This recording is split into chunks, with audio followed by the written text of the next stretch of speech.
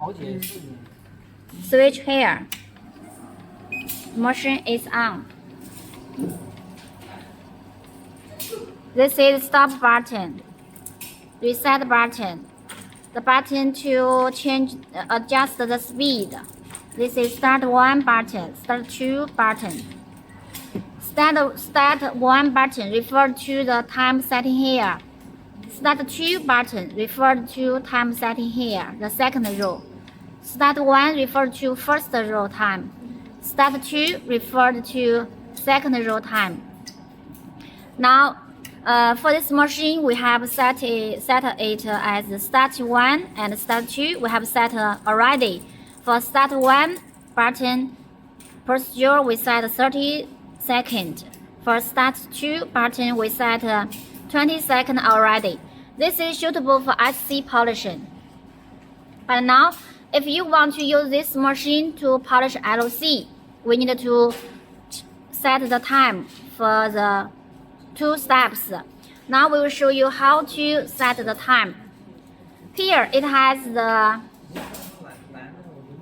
information to show you how to set the time. Press 9999 enter or exit the time setting interface. Now I will show you. I press 999 4 times 9. 1, 2, 3, 4. Okay, now it's the setting interface. Time 1, time 2. Time 1 refer to start 1. Time 2 refer to start 2. Now, time 1, it has been 30 seconds. Here, it has the set 1 and set 2. If you want to reset the start 1 time, just press here. Press set 1. Now its time is 0. For LC, we need to set it as 25 seconds. So you just press 25. Yeah, time here 25, and press set button again. Now it changed to 25. So time has changed for 30 to 25. For start 2, for LC, it's also used 20 seconds. So this one no need to change.